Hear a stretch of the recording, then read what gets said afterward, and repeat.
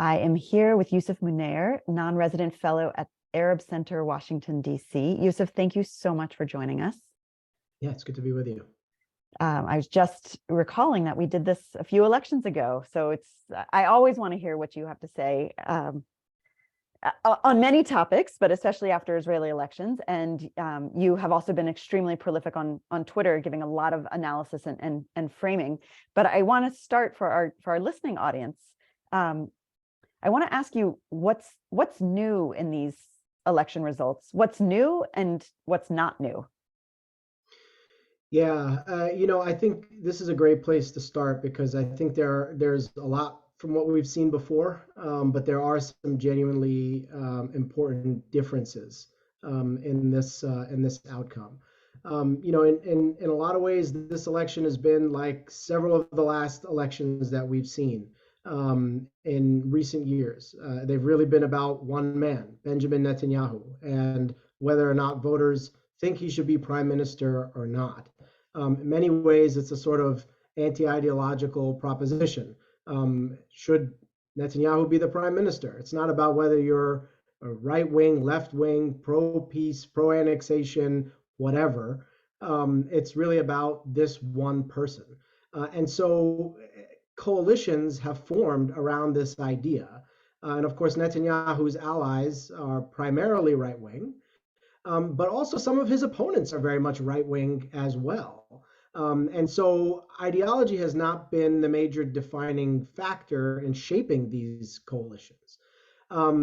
We've also seen over the years, prior to this most recent sort of moment in Israeli politics, a sort of lane in Israeli elections for the tough, outspoken candidates that want to be more extreme than the major right-wing party like Likud and have really pointed animus at Palestinians, at Palestinian citizens of Israel. And there's been political utility in taking this lane in Israeli politics for different politicians over the years and for different reasons. This was sort of Avigdor Lieberman's shtick for a long while when he was thought of as the far-right ultra-nationalist, right? And over time, it's a lane that for different reasons became occupied by people like Naftali Bennett, who had his transition in the last election, and now we see it in this most recent iteration occupied by the Jewish Power Party and Itamar Ben-Gvir in this sort of religious nationalist orientation.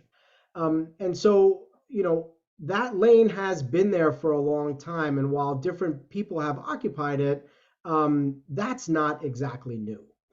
What I do think is new about this election, and I think is really important, is the extent to which the sort of quote unquote left-wing parties, particularly Meretz and Labor, have been decimated, but also the extent to which the entire electorate has shifted to the right, which is partly a product of this anti-ideological test around Netanyahu and failing to challenge the occupation and apartheid altogether. And also the fact that for the first time, Netanyahu is going to be the head of a coalition which is ideologically homogeneous in a way that we have not seen previously. Lots of different coalitions have come together with some ideological contradictions, some secularists along with some, religious parties fighting over this issue or that, ultimately leading to the demise of a coalition, or some other hot button issue bringing a coalition down because the groups that are on the inside can't find a way to agree to disagree. And with such narrow margins, that's all it takes to bring down a government. That dynamic is not going to exist anymore for this coalition. The homogeneity that exists now is, I think, unparalleled and is going to allow this coalition to really put forward an aggressive right-wing nationalist agenda and do so with the kind of stability that Israeli governments have not seen in many years. Thank you so much for all of that. One of the things that people have been talking about, given you just so clearly talked about how the rise of of the far right of Ben Gvir, of the Jewish Power Party, as part of the religious Zionism party, that this lane has existed for a long time. This piece is not new, but people who are so explicitly the Israeli particularism is that they're Kahanist, but the international political theory term we could use would be fascist, or fascistic, with fascist tendencies, depending on how one wants to describe them.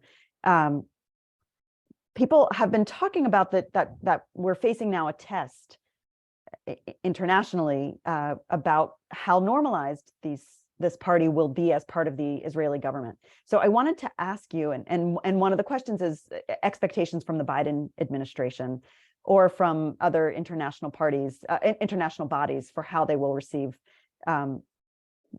this party, that Israeli far right party, as ministers in the Israeli government. So I wanted to ask you what your expectations are. Really, what are the actions or the tests that you're watching, that you're keeping your eye on?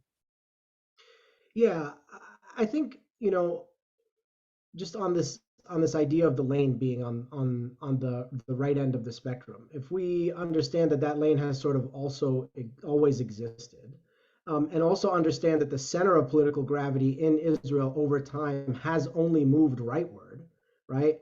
It logically follows that whatever is in that far right lane is going to be more right than the previous iteration of it. So at some point, we're going to get to unabashed fascists and Kahanists, and that's what we're seeing now, right, in that lane. As far as how the international community responds to this, how Washington responds to it, look, the international community, and Washington in particular, has found a way to pretend that Israeli democracy exists, even as apartheid has been entrenched, even as millions of Palestinians continue to be denied the right to vote, even as the situation on the ground, for anyone who is an objective observer, looks nothing like democracy. So, a big part of me thinks that it's pretty likely that they're going to continue the game. They're going to continue to pretend. I think there are some scenarios in which that becomes harder, that pretending becomes harder. And a lot of that has to do with how Netanyahu and his coalition decide on handling U.S.-Israel relations. Some of the big questions that I have, how involved does Netanyahu plan to make himself in American domestic politics? I think that's going to have a lot to do with shaping his relationship with the Biden administration and Democrats moving forward. Knowing his history, it doesn't bode very well, right? And I think the other question is, where does someone like Ben Gvir end up in the government? And is it in a portfolio that comes into contact with international officials as well, regularly? If he gets some kind of minor position or some internal facing position, which doesn't really have to interface with the outside world very much, then you can see that perhaps mitigating the conflict. But if he gets some kind of elevated portfolio, and it's really hard to tell right now how that's going to all shake out, that's going to be much more, I think, contentious. But I lean in the direction of thinking that the United States has become very good at ignoring problems on the ground in Israel and Palestine, and that's the comfort zone that they might easily revert back to. And I'm sorry, one more thing I would add here on this point. I think a lot of it will have to do with how the American Jewish community reacts to this situation. Because particularly among Democrats, a lot of the cues around the U.S.-Israel relationship comes from that constituency. And I think, there is some dissonance now that you're hearing from routine supporters of Israel around how to handle this situation. Some are willing to continue to play the game and say that Israel is America's lone, amazing, wonderful democratic ally in the Middle East, and no matter what, that'll always be the case. But others are starting to recognize that it's hard to spin fascism. Ben Gvir is going to make that very, very difficult. So how that conversation evolves in the American Jewish community, I think, is going to shape a lot of the U.S. response to this latest iteration of the Israeli government. Thank you for all of that, and thank you for that last piece in addition. A specific Ben Gvir related question. If he does get the Ministry of Internal Security and oversees the police, is that internal facing or is that international facing? Well, it's sort of both, right? I mean, I think it's important to remember who this person is, right? This is someone who the Israeli state convicted for incitement and support for a terror organization. This is someone who the Israeli military considered too extreme to enlist, right? And this is a person who's going to be in charge of, internal security. It's like making an arsonist the fire chief. That's exactly what it is. And at some point, there's going to be a conflagration, which might start internally, but will become impossible for the international community to ignore. So while it might be internal facing, it's going to have external implications. And I think he's itching for that opportunity. Everything about his background, his history, suggests that that's exactly what he's gunning for. Thank you.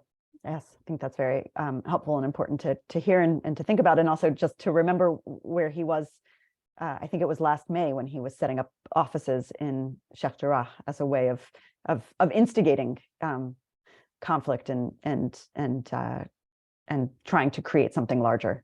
That's part of the accelerationism or the arson, as you said. So my last question for you is what message do you have for your allies, for other activists, both here in the US, where you and I both are, and also in Palestine and in Israel?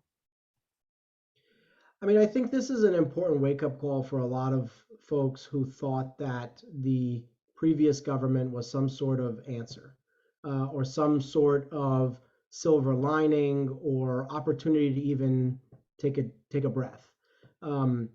This is what we're seeing today is the result of an ongoing rightward march that has been underway for years and is sort of the inevitable outgrowth of a clash between Zionism and the native Palestinian population. Until that is fundamentally dealt with, it's hard to see this going in a different direction, moving away from a continued march to the extreme. It cannot, the response from the Israeli political parties who have contested Netanyahu in recent years has been to do so while ignoring the fundamental problem, while ignoring apartheid, while ignoring occupation, and just try to make this about Netanyahu, the person, his legal issues, and this idea of an Israeli political system in which Palestinians either don't exist or shouldn't exist, right? That failed. That failed spectacularly.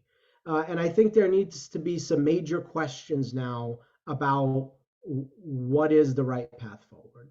And I think it's pretty clear from this experience that ignoring occupation, ignoring apartheid is not it. In fact, that has to be dealt with head on for there to be any real challenge to the direction that Israeli politics are heading.